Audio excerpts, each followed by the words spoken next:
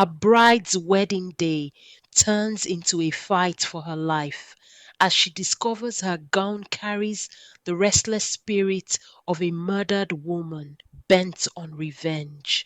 In a city where the old and the new dance together, where tradition whispers beneath the buzz of modern life, lies a hidden tale, a tale of love, betrayal, and a spirit bound by vengeance. This is the story of Aminata and Karim, a young couple whose love would soon face the test of a lifetime. But this isn't your ordinary love story. No, this is a story about a dress, a haunted dress, a dress that carries the anger, the sorrow, and the tragedy of a spirit who cannot rest. It all began in a crowded market in the heart of this West African city. The air was thick with the scents of spices and sizzling street food, mingling with the chatter of bargaining voices and the laughter of people moving from stall to stall. Aminata was a bride to be, thrilled for her upcoming wedding day. She was a woman of elegance, known for her warmth and her love of unique old fashioned things. On this day, she was searching for the perfect dress, something that no one else had. She wanted her wedding to be special, and the dress, well, that would be the heart of it all. As she wandered through the stalls, she stumbled upon an old dusty wedding gown draped over a mannequin in a small shadowed corner of the market. Its fabric was delicate, almost shimmering with an otherworldly glow under the dim light. The lace was intricate, each stitch seeming to tell a story of its own. But there was something else, a chill in the air, a strange, almost heavy feeling that wrapped around Aminata the moment she touched the dress.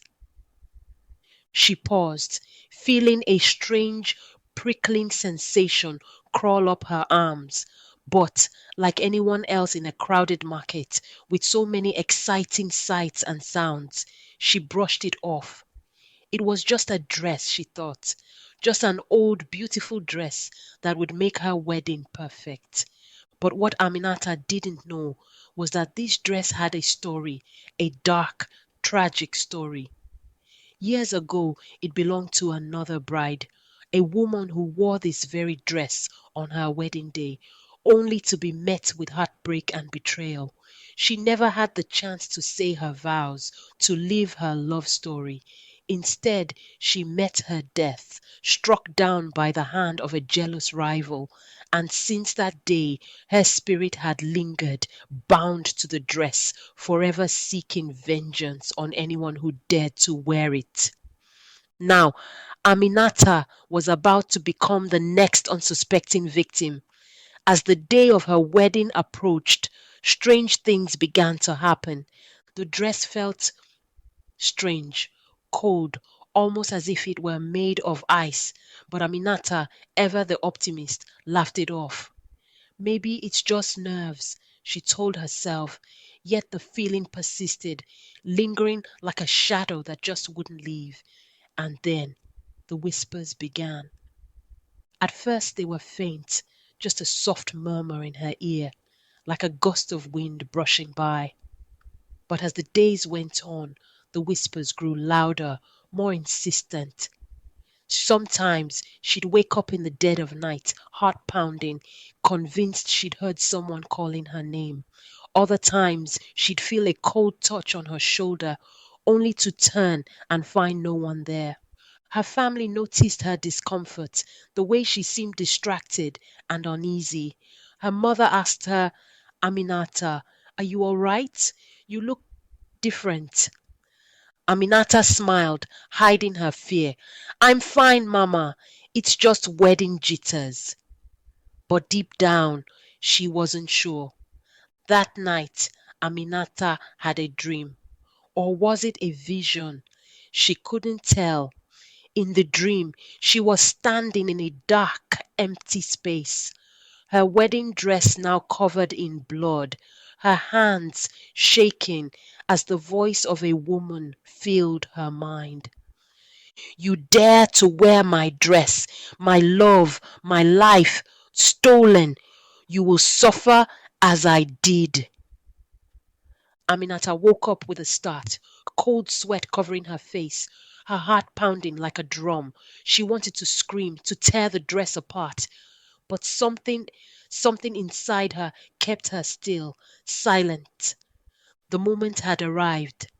The wedding she dreamed of her whole life was finally here. But as she walked down the aisle, something was wrong.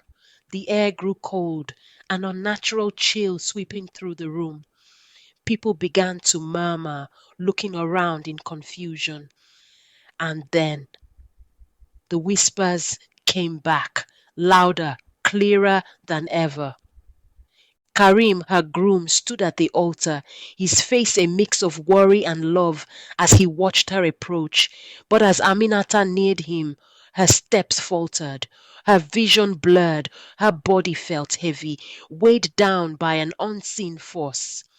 Just as she reached Karim, she collapsed, her body going limp, as if something or someone had taken hold of her very soul. Karim rushed to her side, his heart breaking as he held her, his voice a whisper. Aminata, Aminata, what's happening? Aminata's eyes opened, but they were different, cold, dark, filled with anger and pain. She looked at Karim, but it was as if she didn't see him at all. Instead, a voice, sharp, haunting, filled the air, coming from Aminata's lips, yet not her own. Betrayed, forgotten, my love, my life. No one will wear this dress. No one. Voice distorted and filled with rage. The spirit of the betrayed bride had taken hold, her anger, her sorrow bound to Aminata, turning her once joyful heart into a vessel of vengeance. Karim, desperate and terrified, looked into the eyes of his beloved, now lost, trapped in a nightmare he could not understand. The elders of the community, the ones who knew the city's secrets, were summoned, each with their own stories and warnings, each haunted by the legends of the restless spirits bound to that cursed dress. They spoke of betrayal, of love lost, and a spirit trapped by its own sorrow. The elders huddled close, their faces etched with worry, as they muttered ancient prayers, their voices trembling with the weight of forgotten knowledge. One elder stepped forward, his voice steady and low as he spoke to Karim. This spirit, bound to the dress, was once a bride herself, betrayed, robbed of her happiness. She seeks vengeance against all who dare to wear her gown, against all who think they can live the life that was stolen from her. Karim's hands shook as he held Aminata close, her body now limp, her eyes cold and distant. The woman he loved was trapped, possessed by a force neither of them understood, and his heart ached with a helplessness he'd never known before. But Karim knew he couldn't give up. He refused to let this spirit tear away the woman he loved. He turned to the elder, desperation clear in his voice. Tell me what I need to do. I'll do anything. Just help me bring her back. The elder nodded solemnly, his eyes reflecting the depth of the task that lay ahead. He led Karim and a small group of family members out of the crowded hall and into the quiet, shadowed courtyard, where the only light came from the distant street lamps flickering in the night. There is only one way to free your bride from this curse. You must seek out the spirit story, her true pain, and speak to her directly. Only then will you have a chance to end her suffering. The elder began to speak, his words a soft chant that grew louder and more powerful, filling the room with a haunting energy. He explained that the spirit was bound not by anger alone, but by a sorrow so deep it had turned her love to poison. Karim listened, his heart pounding as he pieced together the tragedy behind the dress. The elder continued, describing a love triangle from long ago, a bride, a groom, and a jealous woman who had plotted to destroy the wedding. The rival had cast a spell on the bride, ensuring she'd never live to see her wedding vows. And now her spirit had become a curse, lurking within the dress, searching endlessly for the peace she had been denied. Karim felt a strange, sorrowful connection to this story. He imagined the spirit, a woman much like his own bride, her dreams shattered, her love lost. In a way, he could almost understand her rage. And as he looked at Aminata, lying so still and helpless, he knew he would do anything to save her. You must confront her, find her pain, and make her remember who she was. Only when she relieves her story will she understand she cannot claim another's love. The elder concluded in a deep and commanding voice. Karim clutches Aminata's hand, his voice soft and trembling. He whispers, "Please, if you can hear me, I don't know your name, but I know your pain. You were betrayed, robbed of the happiness you deserved. But Aminata, she doesn't deserve your suffering." Suddenly, Aminata's body jerks and her eyes snap open, filled with a haunting, otherworldly rage. The spirit speaks through her with a sorrowful echo voice. Why should she live in love when I was left to die alone? Why should she have a future when mine was stolen? The spirit's words echoed through the empty hall, filling Karim with a mixture of fear and sympathy. He took a steadying breath and pressed forward, determined to reach the woman hidden within the curse. I know it hurts, and I know your pain runs deeper than I can understand, but taking another bride's life won't ease that suffering. Tell me, tell me what really happened to you. For a moment, silence falls. Then Aminata's body grows still, her face softening as if the spirit is remembering, reliving the memories buried within her pain. The spirit speaks of when she prepared for her wedding, wearing the same dress Aminata now wears, as she looked at herself in the mirror, her eyes shining with dreams of a future with her beloved groom. But her happiness was short lived. As she waited for her groom, the door burst open, and a woman she once called a friend entered the room, her eyes filled with hatred. In a fit of jealousy, the woman cursed her, vowing that she would never marry, that her love would never blossom. She had died in that dress, her dreams of love turned to despair, her spirit bound to the fabric she wore, and so she lingered, a restless soul tied to a garment that carried her sorrow through the ages. I understand now. You were betrayed, and that pain, it's more than any heart should bear. But please, let go. Aminata isn't the one who wronged you. She deserves our happiness just as you did. Karim said, his voice breaking and filled with emotion. I I wanted love. I wanted peace. The spirit's voice becomes softer, mournful. Karim sees his chance, a glimpse of the woman buried within the curse, and he seizes it with all his heart, his voice filled with compassion. You still can. Let me help you find that peace. Release Aminata, and I'll make sure your story is told, that your memory lives on. I promise. The room fills with a strange calm as the spirit listens, truly hearing his words for the first time. Aminata's body slumps, her eyes closing, as if the spirit within her is finally at rest, her story told, her pain acknowledged. But just as Karim thinks it's over, Aminata's eyes snap open again, this time filled with a glimmer of peace mixed with sorrow. The spirit isn't gone yet, but lingers, and she said her final wishes. Tell him, tell him I forgive him, and tell her I understand, but I cannot forget. Her voice is weak and pleading. Karim nods, his eyes wet with tears, as he promises to honor her final words. The room fills with a warm light, and the dress begins to shimmer, the fabric glowing softly as the spirit within it finally begins to fade, her sorrow released into the night.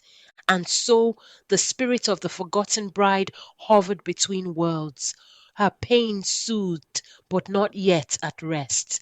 Her heart was weary from years of anger, but Karim's words had unlocked something she thought lost forever, a glimmer of peace, a memory of love.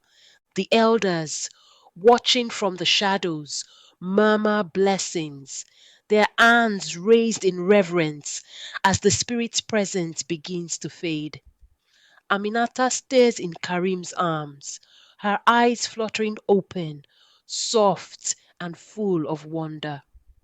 She whispers, Karim, what happened? It's over, Aminata. She's finally at peace. Karim smiled through tears.